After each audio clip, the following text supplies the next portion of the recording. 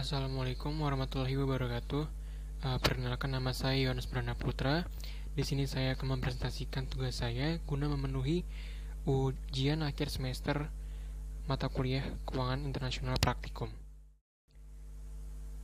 Presentasi kali ini berjudul tentang counter risk pada negara Prancis, di mana di bulan Oktober tahun 2020 yang lalu, Prancis sempat mengalami kericuan besar di negaranya. Kericuan ini didasari karena Presiden Prancis, Emmanuel Macron, memicu kemarahan umat Islam di seluruh dunia setelah dia berjanji untuk melawan separatisme Islam dan membela hak untuk menerbitkan karikatur keagamaan.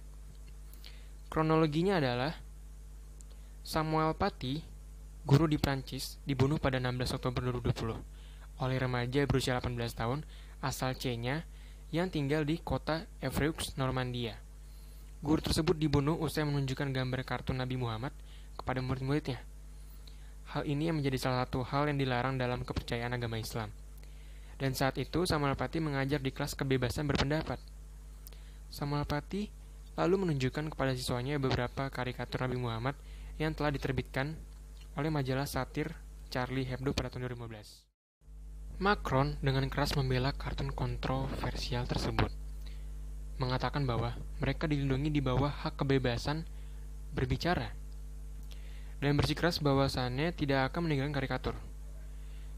Kemudian, pemerintah Macron juga merencanakan RUU baru untuk memerangi separatisme Islam. Macron mengatakan bahwa Islamis telah menciptakan budaya paralel di Prancis yang menolak nilai-nilai adat istiadat dan hukum Prancis. Tindakan yang dilakukan oleh Macron tersebut membuat reaksi banyak negara Islam yang mengutuk pembelaan Macron terhadap kartun tersebut dan menyerukan pemboikotan barang-barang Prancis. Seperti di negara Turki, dengan presidennya yaitu Recep Tayyip Erdogan berkata, jangan pernah memberikan kredit untuk barang-barang berlabel Prancis dan jangan membelinya.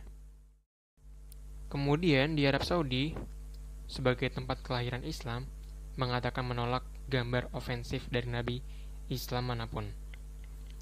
Kerajaan Arab Saudi menolak setiap upaya untuk menghubungkan Islam dengan terorisme dan mencela kartun yang menyerang Nabi Muhammad atau Nabi lainnya. Arab Saudi dan Uni Emirat Arab menyerukan boikot terhadap raksasa supermarket Prancis yaitu Carrefour. Di negara Irak, Suriah, Libya, Palestina, dan Bangladesh, mereka menarik puluhan ribu demonstran dan terus membakar patung Macron.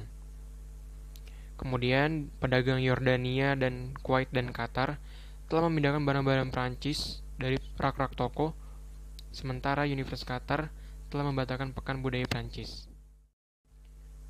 Di Pakistan, Perdana Menteri Pakistan yaitu Imran Khan mengatakan Macron mendorong sentimen anti-Muslim dan dengan sengaja memprovokasi umat Islam.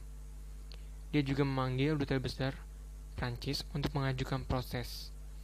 Protes juga terjadi di Pakistan dan Yordania, dan masih banyak lagi negara-negara yang melakukan aksi seperti ini kepada negara Prancis. Negara-negara Islam mengutuk pernyataan Macron dan karikatur Nabi Muhammad. Negara Islam menyerukan pemboikotan barang-barang Prancis, dan efek dari pemboikotan tersebut menimbulkan tagar boycott French products yang mulai menjadi tren di media sosial pada akhir Oktober tahun 2020. Tagar tersebut sebagai upaya untuk menyerukan kegiatan memboikot komoditas dan merek Prancis, termasuk produk makanan seperti Presiden dan La Vache qui rit, Cheese, Danone, Activia, dan Evian. Mobil Prancis seperti Citroën, Teval, dan Molinex, serta merek fashion terkenal yaitu L'Oreal, Garnier, Chloe, Chanel, Nina, Ricci, Cartier, Lancome, Lacoste, Louis Vuitton, dan Givenchy, dan masih banyak lagi. Itu semua terkena dengan dampak dari boykot French products. Kampanye itu tidak terbatas pada dunia maya saja. Video dari toko Qatar dan Kuwait yang mengeluarkan produk Prancis dari rak mereka juga menjadi viral.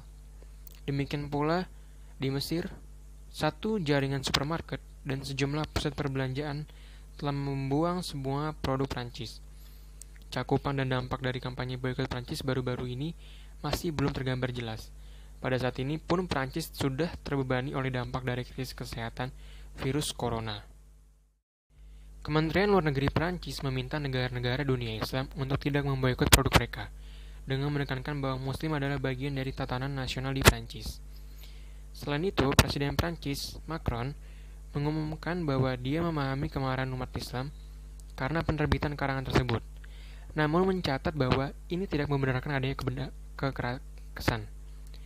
Terlepas dari penyebaran kampanye dan perhatian yang diterimanya, beberapa orang telah menolaknya, dengan alasan bahwa memboikot produk Prancis yang diproduksi di dalam negara pemboikot dapat membahayakan ekonomi nasional negara tersebut melebihi terancamnya ekonomi di negara Prancis. Jadi bisa dibilang country risk yang terjadi pada negara Prancis ini adalah country risk yang dari kategori risiko sosial budaya dan politik.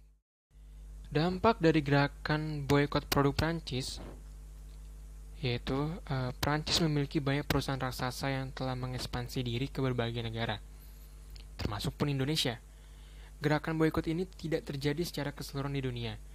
Kebanyakan gerakan ini dilakukan di negara-negara berpenduduk muslim yang banyak, seperti di Asia Barat, Indonesia, Malaysia, Turki, beberapa negara di Afrika dan Eropa, dan komunitas muslim yang tersebar di seluruh dunia. Kerugian akan sangat terasa oleh perusahaan Prancis di daerah Asia Barat, Indonesia, Malaysia, dan Turki.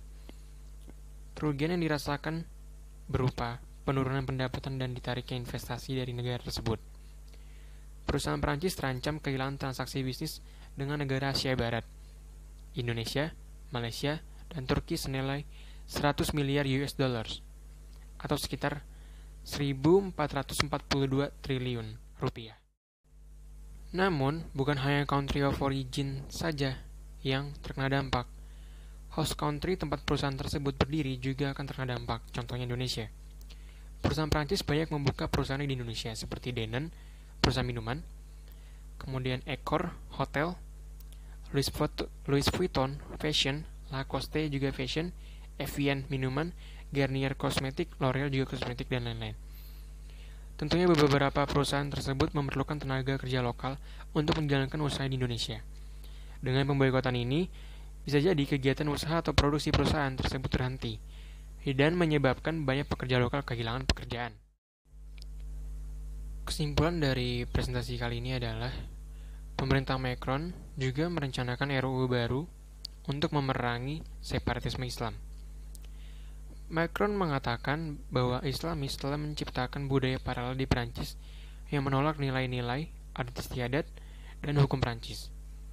Tindakan yang dilakukan oleh Macron membuat reaksi banyak negara Islam mengutuk pembelaan Macron terhadap kartun tersebut dan menyerukan pemboikotan barang-barang Prancis. Kampanye tersebut meminta orang Arab dan Muslim untuk tidak membeli produk Prancis sebagai tanggapan atas pernyataan Presiden Emmanuel Macron bulan ini yang menggambarkan Islam adalah agama dalam krisis.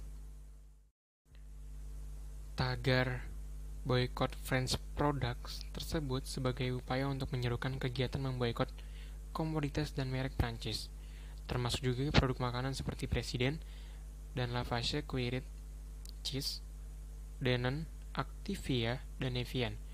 Mobil Prancis seperti Citroën, Teval, dan Molinex, serta merek fashion terkenal yaitu L'Oreal, Garnier, Chloe, Chanel, Nina Ricci, Cartier, Lancome, Lacoste, Louis Vuitton, dan Givenchy, dan masih banyak lagi.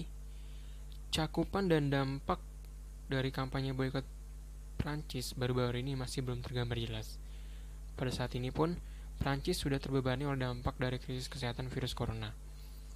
Terlepas dari penyebaran kampanye dan perhatian yang diterimanya, beberapa orang telah menolaknya dengan alasan bahwa memboikot produk Prancis yang diproduksi di dalam negara pemboikot dapat membahayakan ekonomi nasional negara tersebut, melebihi terancamnya ekonomi di negara Prancis, seperti di Asia Barat, Indonesia, Malaysia, Turki, dan beberapa negara di Afrika dan Eropa, dan komunitas muslim yang tersebar di seluruh dunia. Sekian dari presentasi saya mengenai country risk yang terjadi pada negara Prancis di bulan Oktober tahun 2020 lalu. Mohon maaf bila mana saya salah menyebutkan dalam nama produk-produk Prancis, dan mohon maaf juga bila mana terjadi kesalahan dalam pembacaan dan pengucapan kata. Kurang lebihnya mohon maaf. Wassalamualaikum warahmatullahi wabarakatuh.